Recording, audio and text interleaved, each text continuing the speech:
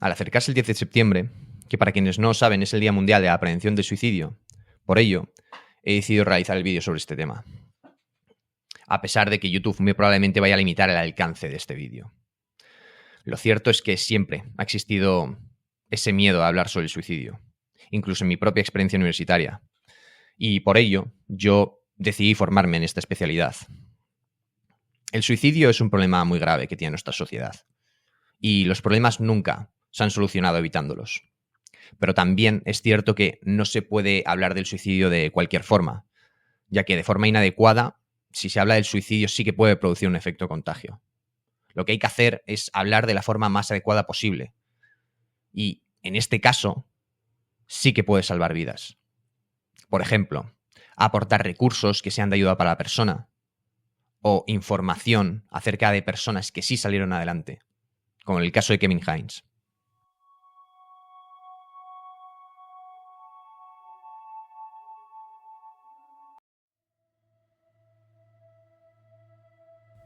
En una mañana gris y fría, Kevin Hines caminaba solo por el puente Golden Gate.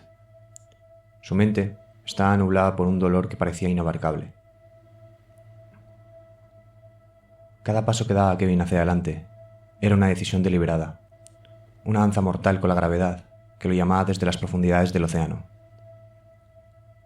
Los vehículos pasaban a su lado, las personas seguían con su vida, como si nada, ajenas a la batalla interna que él libraba. No le importa a nadie. El mundo seguirá mejor sin mí, pensaba. No sentía más que un vacío helado en su interior. El mundo a su alrededor parecía ajeno, como si él ya no perteneciera a esa realidad. Finalmente, llegó al punto crítico, al borde del puente, donde la única barrera entre él y el vacío era una delgada barandilla. Kevin se detuvo por un instante. Su mente se encontraba dividida entre el deseo de acabar con su vida y el ineludible instinto de supervivencia. Pero, en un instante de desesperación, Kevin cruzó la línea. Se lanzó al vacío. Y en ese breve momento, mientras caía hacia las aguas frías, su instinto de vida reprimido se transformó en un grito. «No quiero morir». La ambivalencia se convirtió en una voluntad férrea de vivir. Un deseo urgente de revertir lo irreversible. Pero ya había saltado hacia el abismo. El impacto con el agua fue devastador, pero Kevin, contra todo pronóstico, sobrevivió. Las frías aguas del océano lo envolvieron, y con cada brazada que daba, luchaba no solo por su vida, sino también por un nuevo propósito. Fue rescatado por un barco cercano, y mientras yacía en la cubierta, mojado y tembloroso, su nueva realidad lo golpeó. Había sobrevivido por una razón, y esa razón era compartir su historia para ayudar a otros a encontrar esperanza, incluso cuando todo parece perdido. Esta historia que os acabo de contar, en su momento, tuvo una importante cobertura mediática. Y desde entonces, Kevin se ha convertido en un orador motivacional y uno de los principales defensores de la prevención del suicidio. Su historia nos muestra cómo la ambivalencia es una parte fundamental en la experiencia del suicida. La lucha interna entre el deseo de morir y el instinto de supervivencia revela que la desesperación nunca es absoluta. Siempre existe una posibilidad de que la esperanza surja de nuevo. Es cierto que en el caso de Kevin se dio cuenta demasiado tarde, pues había hecho un acto que era irreversible, tirarse al vacío. Pero la vida le dio una nueva oportunidad. Tuvo un golpe de suerte, y gracias a ello sabemos su historia. En esa ambivalencia es donde radica el poder de la intervención. Un momento crucial donde una palabra, un gesto de un ser querido o un pensamiento inesperado puede hacer la diferencia. La historia de Kevin subraya la importancia de nunca subestimar la capacidad humana de encontrar esperanza y cómo en esos momentos de duda pueden hacer una nueva oportunidad para redescubrir el valor de la vida.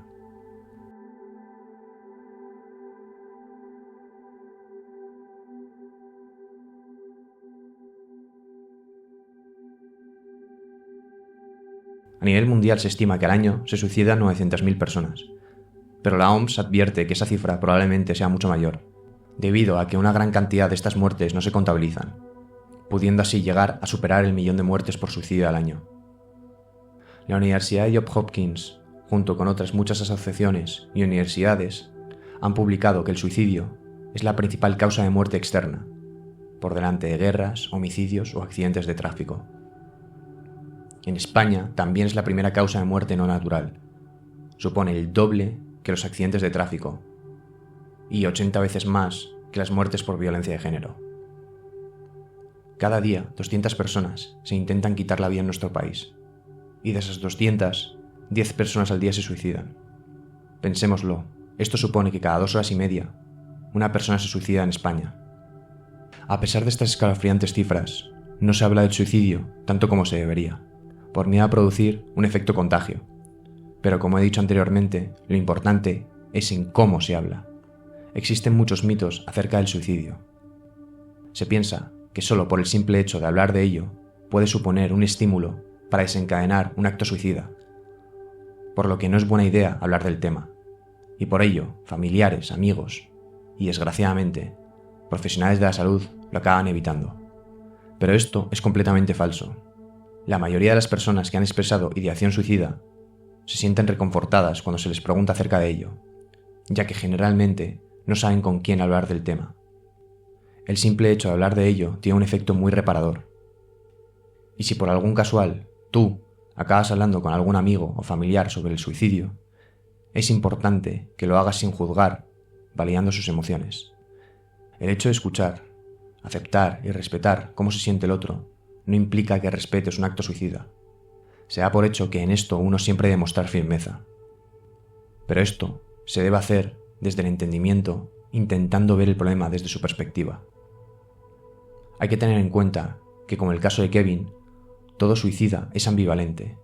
Siempre tienen dudas, y créeme que si hablas desde la calidez y la empatía, puede ser una razón más, un factor clave que haga inclinar finalmente la balanza a favor de la vida.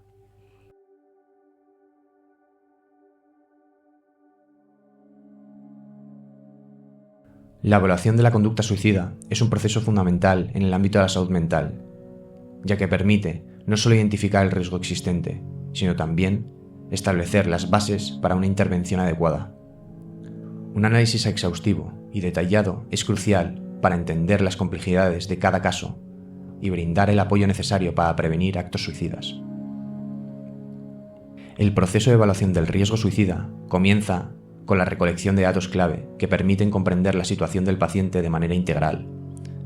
Este proceso incluiría la obtención de información sociodemográfica, como la edad, el sexo, el estado civil y el entorno social del individuo.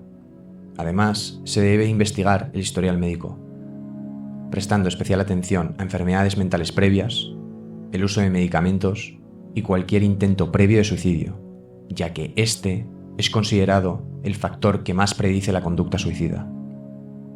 También es fundamental evaluar las características de las ideas suicidas, preguntar acerca del contenido de estos pensamientos, su frecuencia y, fundamental, evaluar el nivel de planificación, es decir, preguntar el por qué, el cuándo, dónde y cómo tiene pensado llevar a cabo el suicidio. Esto es muy importante, ya que cuantas más respuestas positivas se obtengan, mayor será el riesgo. También será muy importante evaluar la intencionalidad suicida, la cual puede considerarse como un continuo. En uno de los extremos estaría la intención irrevocable de suicidarse y en el otro, la decisión de seguir viviendo. A lo largo del continuo se pueden encontrar diversos grados de intencionalidad, desde jugar a la ruleta rusa hasta ingerir una sobredosis de tranquilizantes 1 hora antes de que llegue tu pareja del trabajo. También debe realizarse una evaluación exhaustiva de los factores de riesgo. Entre ellos se encontraría la presencia de trastornos mentales graves, como la depresión, el alcoholismo o la adicción a sustancias. También la psicosis y los intentos previos de suicidio o autolesiones incrementan significativamente el riesgo. El aislamiento social y la soledad a menudo están vinculados con una red de apoyo débil e intensifican esta vulnerabilidad. En el caso de las personas mayores, el duelo por la muerte de un ser querido la dependencia y el padecimiento de enfermedades crónicas o dolores persistentes incrementan notablemente el riesgo. La pérdida de trabajo en mayores de 50 años es un detonante importante. En niños y adolescentes, el acoso escolar y la exclusión social de sus iguales son factores críticos que pueden llevar al desarrollo de conductas suicidas. También, una historia familiar de trastornos del estado de ánimo, alcoholismo o suicidio pueden predisponer a una persona a la conducta suicida. También, el duelo por una pérdida reciente o un trauma no resuelto puede desencadenar estos pensamientos, así como situaciones de abuso y violencia en la familia. Al igual que los factores de riesgo, será importante evaluar los factores de protección. Entre estos se encuentran tener una familia estable y cohesionada con canales de comunicación abiertos, amistades profundas, valores sólidos y tradiciones que fomentan los vínculos sociales. También se ha demostrado que las creencias religiosas pueden jugar un papel importante, al igual que rasgos como la estabilidad emocional, la posesión de estrategias efectivas de afrontamiento y resolución de problemas. El apoyo social, en este caso, sería considerado el factor protector más importante. Además, sería recomendable utilizar instrumentos y cuestionarios estandarizados como complementos en la evaluación. Estas serían algunas de las herramientas que podrían utilizarse en estos casos. La combinación de la entrevista clínica con estos instrumentos proporciona una base sólida para valorar el riesgo de suicidio y diseñar un plan de intervención adecuado. No obstante, durante todo el proceso deberemos estar muy atentos a las siguientes señales de alerta. Estas señales pueden ser verbales o no verbales y son indicativos de un posible riesgo suicida. Las señales verbales incluyen expresiones de desesperanza, autocríticas o comentarios que sugieren una falta de deseo de continuar viviendo, como no valgo para nada, soy una carga para el mundo, mi vida no tiene sentido, me gustaría desaparecer. Entre las señales no verbales se incluyen cambios repentinos en el comportamiento, como aumento de la irritabilidad, un repentino periodo de calma tras una fase de agitación, o arreglar algunos asuntos como testamentos o seguros de vida. Otros indicios pueden ser el alejarse de las actividades sociales, el aumento del consumo de alcohol o drogas y la presencia de lesiones autoinfligidas. Estas señales reflejan un profundo malestar interno y un posible plan de suicidio en proceso. Además de evaluar el riesgo de suicidio, deberemos de analizar lo más importante, el motivo por el que la persona quiere suicidarse. Algunos manifiestan que lo hacen para escapar de la vida, están cansados de luchar, no ven solución a sus problemas. Otros afirman que se debe a una pérdida de un ser querido, alguien que supone una importante fuente de reforzadores, y que sin ella considera que su vida carece de sentido. Existen muchos motivos. También, y en relación al motivo, un aspecto que deberá de evaluarse es la función que cumplen estas conductas. Nos deberemos preguntar, ¿qué es lo que mantiene la conducta? ¿Para qué hace esto? ¿Está controlada por las consecuencias? ¿Está ligada a algún tipo de estímulo o evento en particular? En muchos casos, el suicidio supone una salida de una situación aversiva, a modo de escape. Por ello, deberemos prestar especial atención a este estímulo precedente que desencadena la conducta.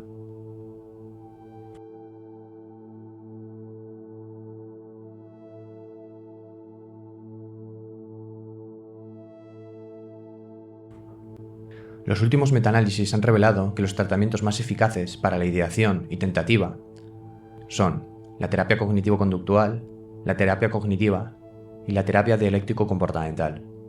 Pero si hablamos de intervenciones breves, el plan de seguridad es la mejor práctica para abordar la conducta suicida. El objetivo de esta técnica es elaborar conjuntamente un plan con la persona, para que ésta pueda reconocer sus señales de alarma y tener accesibles las estrategias para reducir el riesgo suicida. Este plan se descompone en varios pasos clave que permiten a la persona reconocer y actuar frente a una crisis suicida. El primer paso es la identificación de señales de alerta. Esto implica que la persona aprenda a reconocer los desencadenantes específicos que preceden a sus pensamientos suicidas. Estos pueden incluir situaciones como el consumo de sustancias, pérdida de interés en actividades habituales o eventos traumáticos como el aniversario de una pérdida. El segundo componente es la búsqueda de fuentes de apoyo. Aquí la persona debe de identificar personas de confianza, como familiares, amigos o terapeutas, a quienes puede recurrir en momentos de necesidad. La selección de estas personas es fundamental, ya que éstas deben de ser capaces de proporcionar un apoyo inmediato. Se recomienda que la persona tenga una lista de al menos 3 contactos, para asegurar que siempre alguien esté disponible en un caso de emergencia. Una vez seleccionadas las fuentes de apoyo, el siguiente paso sería recopilar y registrar los teléfonos de contacto. El cuarto paso es contactar y buscar ayuda. Este paso es la puesta en práctica de todo lo anterior, y su efectividad realmente depende de la voluntad del individuo para buscar ayuda. Finalmente, el quinto componente es tener siempre a mano una lista de recursos de emergencia.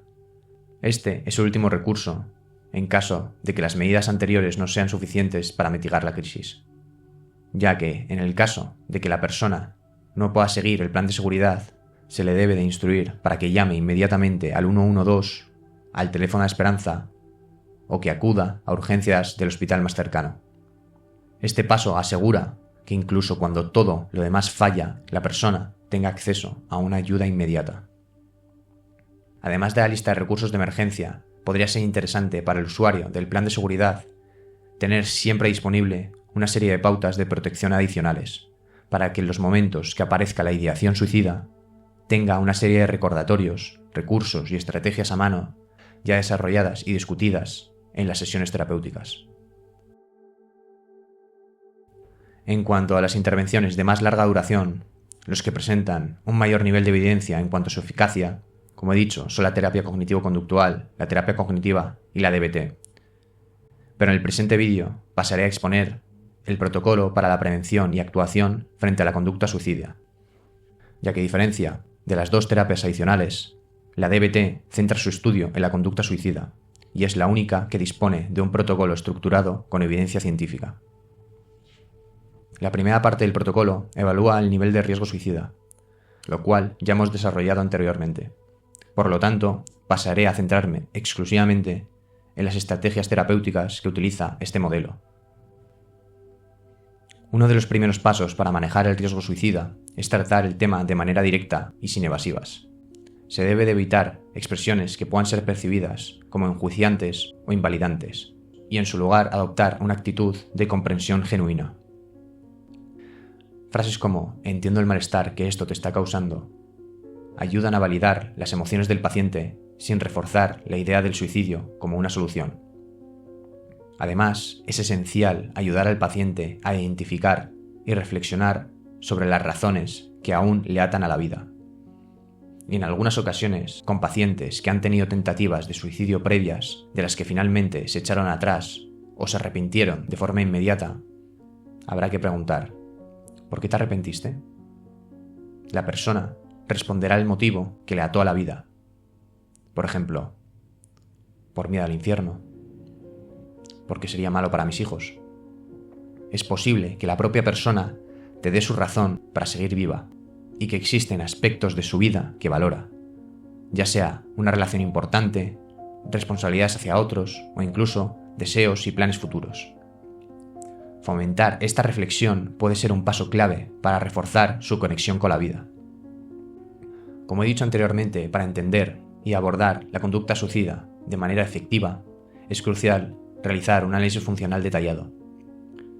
Este análisis permite al terapeuta identificar si la conducta suicida del paciente es suscitada automáticamente por un estímulo en particular. En estos casos, como dijimos antes, el suicidio sería una salida de la situación aversiva y por tanto un modo de escape. En cambio, si evaluamos el análisis funcional, que es una conducta operante controlada por consecuencias, es decir, se ha mantenido a lo largo del tiempo debido a reforzadores, como por ejemplo, obtener atención o evitar responsabilidades. En este contexto, el objetivo del tratamiento es modificar estos reforzadores, de modo que la conducta suicida pierda su poder reforzante. Tras realizar el análisis funcional, pasaríamos a aplicar una serie de técnicas terapéuticas en función de las necesidades particulares de la persona. La técnica solución de problemas se centra en la identificación y evaluación de alternativas para resolver los problemas que el paciente enfrenta. En lugar de descartar el suicidio de inmediato, el terapeuta guiará al paciente a través de un análisis de las ventajas y desventajas de cada opción, incluido el suicidio. Esta exploración cuidadosa y conjunta lleva al paciente a reconocer por sí mismo que el suicidio no es una solución viable.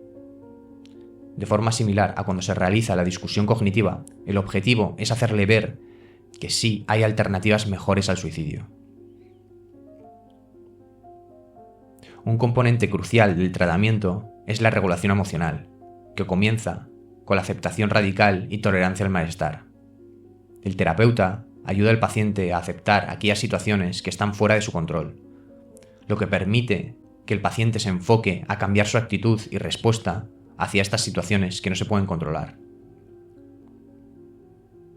A través del diálogo socrático, el terapeuta ayuda al paciente a identificar pensamientos disfuncionales y a reestructurarlos en pensamientos más racionales y adaptativos. Los pensamientos distorsionados más comunes serían: siempre voy a seguir sufriendo igual, y la única forma para acabar este sufrimiento es a través de la muerte. Cuando consideremos que la balanza se haya inclinado a favor de la vida, discutiremos las ventajas e inconvenientes de vivir y morir. ¿Qué te ata a la vida? ¿Qué pasaría con eso si dejaras de vivir? ¿Quieres acabar con tu vida o deseas acabar con tu sufrimiento? ¿No hay otra forma de acabar con el dolor?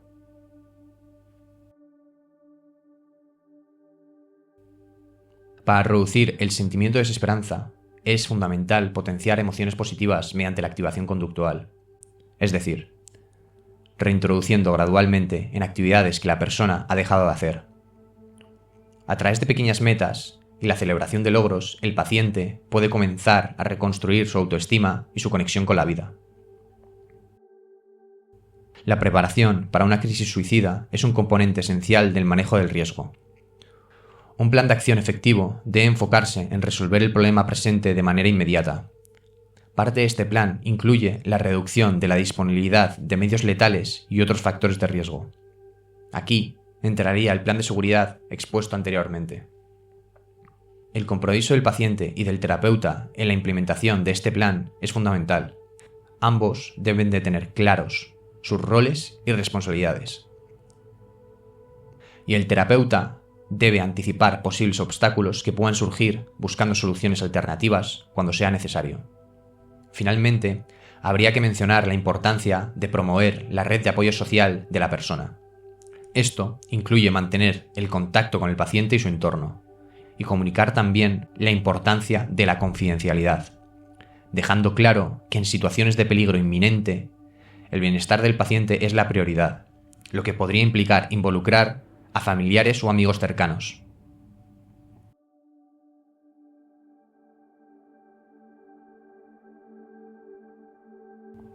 La clave para prevenir el suicidio radica en la intervención empática y oportuna. Escuchar sin juzgar, validar las emociones del otro y estar presentes cuando más se nos necesita. Esto lo podemos hacer todos nosotros. Recuerda que hablar abiertamente del suicidio no provoca su aparición, sino que puede ser el primer paso para salvar una vida. En la descripción del vídeo encontrarás algunos recursos que espero que puedan ser de utilidad. Y para los que han perdido la esperanza, les digo que pidan ayuda. No están solos en esta lucha. Siempre existe una salida aunque no la veas.